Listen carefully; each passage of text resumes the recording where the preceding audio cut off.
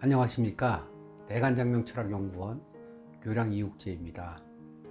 저희 대성TV를 시청해 주시고 구독해 주시는 많은 분들께 감사의 말씀 드립니다. 감사합니다. 이제 개명할 때 네. 이제 외동이신 분들도 있고 뭐 형제가 있으신 분들도 있으시잖아요. 네.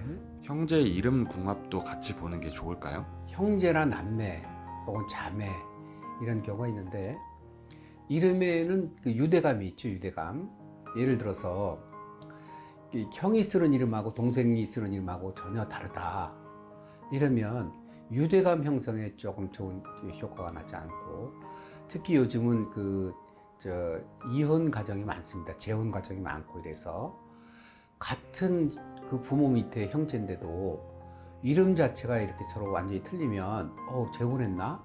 나는 엄마 아빠 중에 아빠가 내 아빠가 아닌가? 이렇게 불필요한 오해를 받을 수 있고, 또 자신이 자라면서 형제 간에 혹은 자매 간에 비슷한 유형의 사주가 있고 아니면 정반대적인 사주가 있어요.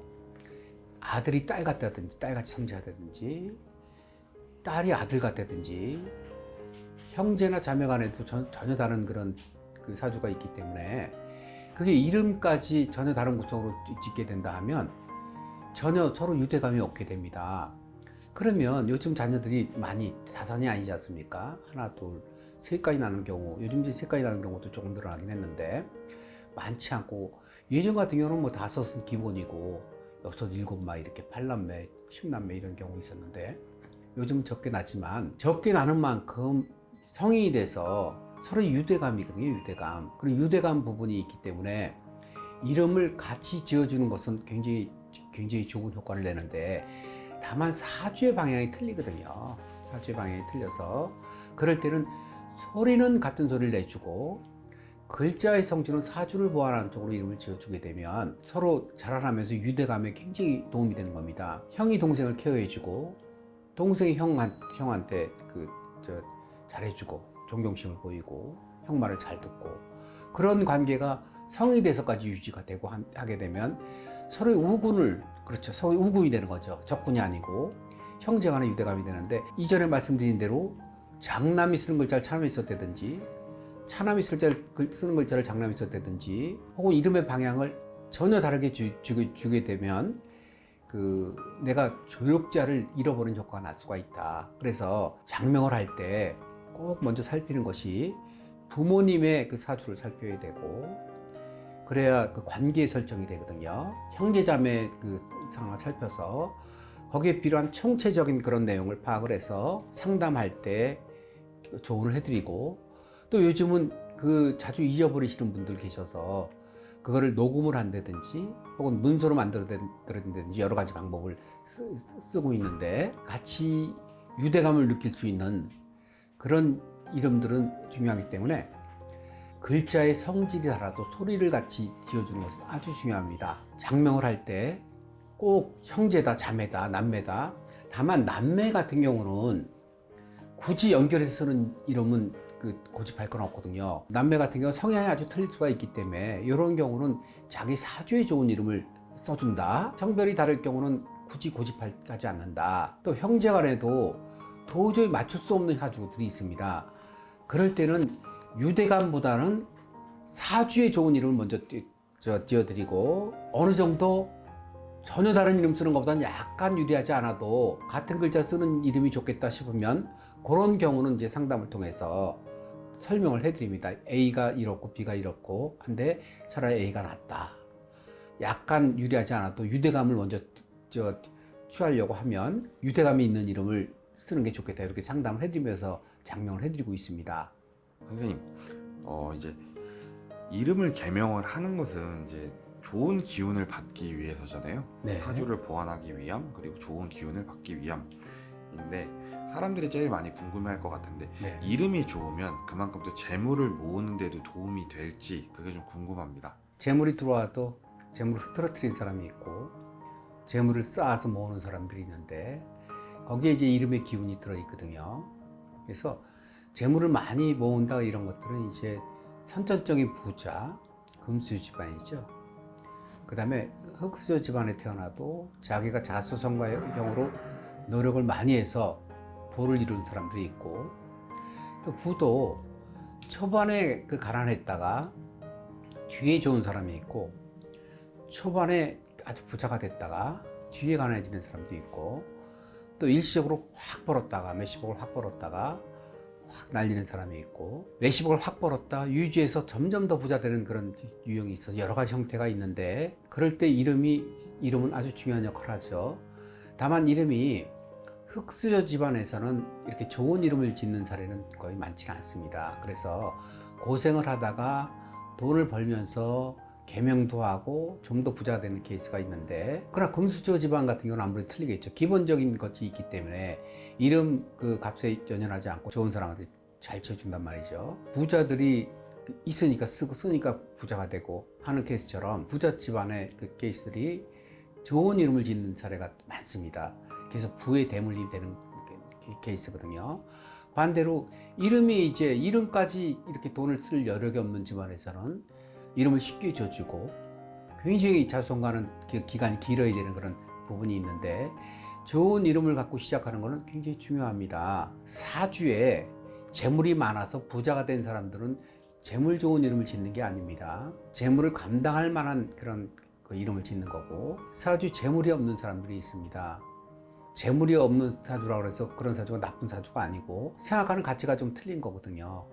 판단 기준이 재물이 아니고 마음에 있고 정의감 이런 거 있어 있는 사람들은 돈이 우선순위에 밀릴 수가 있는데, 그런 경우에 이름을 잘 지어주게 된다 하면 그 노력한 만큼의 결실이 따르는 그런 재물이 따를 수 있는 그런 이름이 되겠죠. 그래서 이름이 비단 재물뿐이 아니라 전반적인 균형을 잡아주는 데 있어서 이름이 중요한 역할을 하는 거거든요. 운동선수가 연예인 같은 그런 트렌디한 이름을 쓰게 되면 결실이 아무래도 적어질 수 있는 그런 부분이 있고, 반대로 연예인들이 연예인 같지 않은 이름, 트렌디한 이름이 아니고 그냥 평범한 이름을 쓴다 하면 발전의 폭이 좀 늦을 수가 있겠죠. 그러나 반대로 연예인 같은 경우도 트렌디한 이름을 안 쓰는데 성공하는 케이스들이 좀 있습니다. 그런 경우는 이제 운의 향방이 또 있겠죠. 운의 향방. 끼가 있겠지, 끼. 그 다음에 연예인 같은 경우는 제일 중요한 게 외모 아니겠습니까? 운도 있지만 비주얼이죠. 여러 가지 문제가 따라가게 되는데, 이름을 잘 쓴다는 것은 비단 재물뿐이 아니라 전반적인 상황에서도 우선 좋은 고지를 선점한다. 이런 효과가 있을 수 있습니다. 이름을 잘 쓰는 건 아주 중요하죠. 제가 이번에는 좀 태명에 관해서 여쭤보려고 하는데요. 네. 이제 아이를 임신을 하게 되면 대부분의 가정에서 태명을 지어주고 그 태명을 10달 동안 불러주잖아요. 그렇죠. 혹시 그 태명을 이름처럼 지어가지고 나중에 사주에 따라서 장명을 그대로 해도 괜찮을지 그게 좀 궁금합니다. 이제 태명을 가지고 평생 쓰는 이름으로 쓰는 사례도 있고, 아니면 이제 태명으로 끝내는 사례가 있는데, 보통 태명은 이제 엄마 아빠와 사주와 상관없이 어떤 약속하에 이름을 짓는 거거든요. 그래서 이제 조금 잘 짓는 분들 같은 경우는 된소리나 거센소리나 이런 걸 합을 넣어서 태명을 지어주는 경우가 있는데, 된소리나 거센소리를 넣고 짓게 되면 자녀와 태담을 할 때 유리한 효과를 볼 수 있다고 합니다. 그래서 잘 아시겠지만 거센소리는 카, 타, 파, 차 이런 소리 거센소리라고 해서, 이제 올해 같은 경우는 토끼띠니까 티귿을 넣어서 이렇게 지어주거든요. 그렇게 거센소리를 넣어주게 되면, 혹은 된소리 까라든지 따라든지 짜라든지 싸라든지 빠라든지 빵빵이 이렇게 짠짠이 이렇게 지어주게 되면 그런 소리가 자녀하고의 교감을 이루는데 아주 좋은 역할을 한다고 해서 그렇게 짓는 경우가 있는데, 이런 경우는 평생 이름으로 쓰기가 조금 어려운 점이 있죠. 예를 들어서 통통이라고 태명을 지었는데, 그 이름을 내가 얘 평생 쓸 거예요 이렇게 해서 이런 글자를 좀 한문을 맞춰주세요 하는 경우는 좀 어렵지만, 서로 이제 약속을 해서 그런 거센 소리나 된 소리가 아닌 일반적인 이름, 우리라든지 혹은 그 같이 우주라든지 이런 형태의 이름 같은 경우는 사주에 따라서 혹은 성씨에 따라서 한문을 넣어서 사주랑 조화를 이루는 이름을 지을 수가 있거든요. 사주에 맞춰서 모든 이름을 짓는다는 건 좀 어려워도 그런 어감에 따라서 지을 수 있는 그런 부분이 있기 때문에 부모님께서 그런 거를 이제 문의할 때가 있어요. 그러면 이제 그런 내용을 보고 사주와 성씨와 성씨에 따라서 또 쓸 수 있는 그런 어감이 있고 쓸 수 없는 어감이 있어서 그런 부분을 자세하게 상담을 해드리고 있는데, 만약에 사주에 상관없이 예쁜 이름, 예쁜 태명으로 불려졌다, 요걸 갖다 그대로 쓰고 싶다 하면 그 장명을 하시는 쪽에 문의를 한번 해보시면 그 자세한 내용을 좀 아실 수 있을 것 같습니다. 그래서 예명이나 태명 같은 경우가 성인의 이름으로서 좀 안 어울리는 것 같은 그런 느낌의 이름들은 우리가 어릴 때 유치원 때 입던 옷이 예쁘다고 그래서 성인이 돼서도 그런 옷을 똑같이 입는 건 아니거든요. 자라나는 과정 중에서 옷과 같이 이렇게 나이에 따라서 맞춘 옷처럼 이름도 그런 형태가 있습니다. 어릴 때 굉장히 예뻐 보여도 성장을 하면서 바뀌는 이미지하고 안 어울리는 그런 부분들이 있기 때문에 꼭 그 태명 혹은 바로 태어나서의 그런 마음만 갖고 이렇게 이름을 접근하지 않고 좀 길게 보고 어감을 정하는 게 좋을 것 같다, 이런 생각이 듭니다. 네, 선생님 답변 감사합니다. 이제 태명을 그대로 써도 크게 상관은 없지만 그래도 기왕이면 이름을 그래도 잘 지어주는 게 더 낫지 않을까 싶습니다. 아, 네, 그렇습니다. 그래도 이제 요즘은 태명을 조금 더 아기자기하고 또 이름 같지 않게 짓는 게 더 많은 것 같아서 그대로 이름을 쓰기는 좀 어렵지 않을까라는 생각이 좀 드는데, 태명은 태명대로 이제 잘 불러주고 이름은 또 사주에 따라서 잘 장명을 해서 좋은 이름을 짓는 게 더 좋지 않을까 싶습니다.